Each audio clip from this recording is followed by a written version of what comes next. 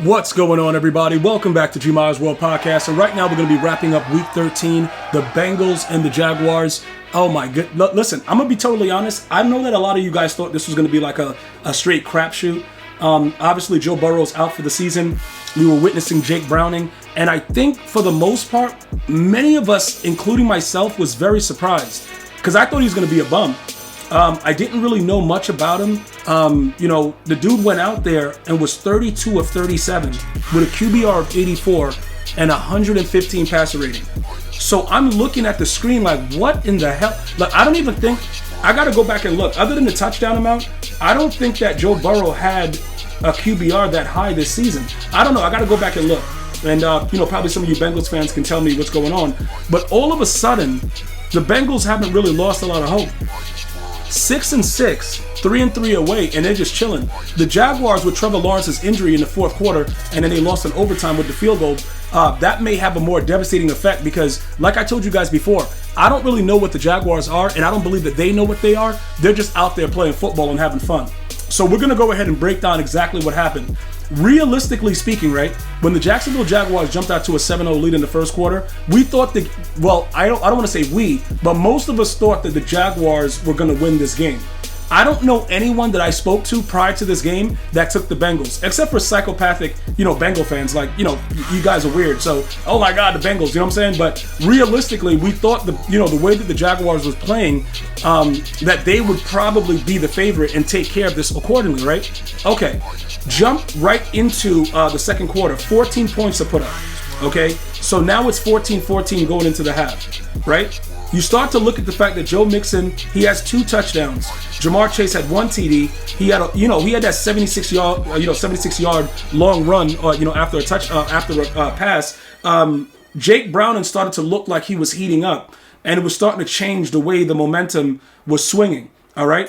Eventually, they were able to put up 10 points in the fourth quarter, and then it goes to overtime. All right. During the fourth quarter, Trevor Lawrence gets injured, but before he got injured, he actually made some passes I was very, very impressed with.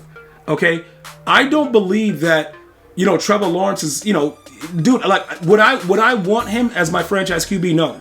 And I know he has a lot of, he's sort of like, I don't really like, is he like a Justin Herbert? Like, I don't know what the hell he's gonna do in certain situations, and it kind of scares me. Like, he threw a couple dots where I was like, yo, it's 16 dudes there, but he squeezed it in and dudes are catching the ball. I'm like, all right, you know what I'm saying? If Zay Jones is gonna catch it, like, whatever. But it's sort of like he kind of tries to do things that he doesn't need to do, and it's very, very awkward in certain situations. But again, him being injured, it takes all the steam out of the team. What is it, Beathard? Like CJ Beathard? Like, I don't know what he's ultimately going to be able to do. He was 9 of 10 for the limited time that he played, 63 yards. He had a QBR of 11.5, a passer rating of 92. But the QBR being low like that is because of the amount of passes and things that he did. So don't really worry about it being that low. The Jaguars right now with ETN, he had 45 yards on 11 carries. So there was no run game. It was all pretty much Trevor Lawrence throughout the game. And once a team knows, this is the number one thing, right? When you know a team comes out and they have no run game, what do? You just play the pass. And let me tell you something about the Bengals defense. They can play, they play decent defense. The defense that, they usually come out on the field with, it was kind of bad to start the year, but also Joe Burrow was bad to start the year, which resulted in a lot of losses where we all thought that, Joe Burrow was a bust. Joe Burrow got a little bit healthier. He started playing better. And then we were like, okay, maybe it's not what we thought. And then ultimately, he gets injured. He's out for the season. Now we fast forward. We have Jake Browning. But the defense is still solid. Okay? They can go and tussle. Not to say that they're going to be able to compete going forward. Because remember, like I said, this is just one game. And again, we don't really know, on the surface, what the Jaguars are going to be. We just know that their record was a lot better than most of us thought it would be. That's all we really know about it. So right now, Trevor Lawrence being injured, that's going to be a huge blow.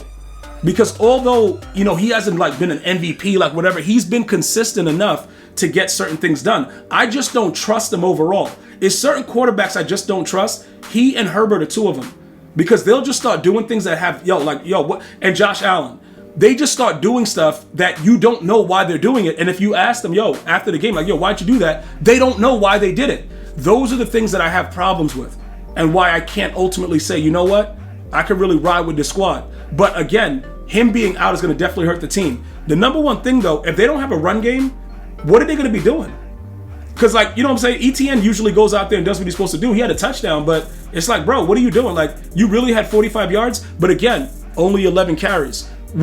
We're away from those days where Adrian Peterson used to line up in I form with the Vikings and get like 30 carries. We're away from that. It's a passing league now, but always remember, when players know, right, that you're not running the ball, everybody's going to pin their ears back and they're just looking down at the quarterback.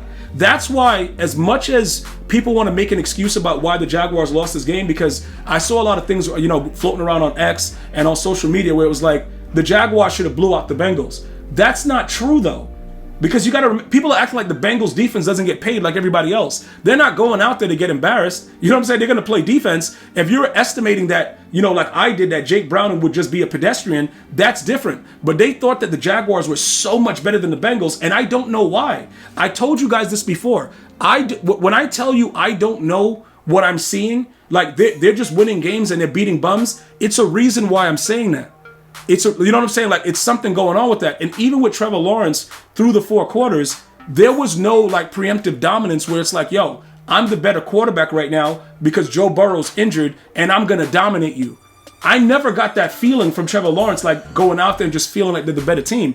Jake Browning, for the most part, held his own. I don't know if you guys would agree with me, but I think he held his own, bro.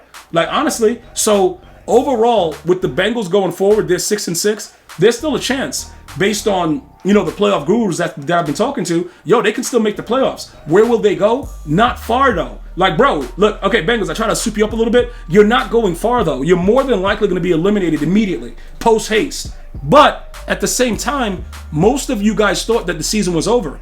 I think there's now hope for Jake Browning and the Bengals because of what I just explained. Okay, Joe Mixon, although he only had 68 yards, he was good. You know, he got the ball into the end zone when it was needed. And, you know, that's suitable, right? With Jake Browning throwing for 354, that can work. Trevor Lawrence only had 258. And then you have ETN with 45. You see what I'm saying? That 354, that's almost 100 more yards. You're getting more in the passing game. You still have Jamar Chase. I'll take Jamar Chase over Zay Jones any day. So it's a lot going on there. But again, both these teams, I don't expect them to be a threat in the playoffs, but this was a huge win for the Bengals with a walk-off field goal. Can't wait to talk to you guys with Week 14. Remember, you can download this podcast for free. iHeartRadio, Spotify, iTunes. Go ahead and download it for free. Listen to it while you're at the gym, walking, doing all that stuff. I'm going to see you guys and girls next time. You enjoy your day. Stay well, stay blessed. Until next time. One love, y'all.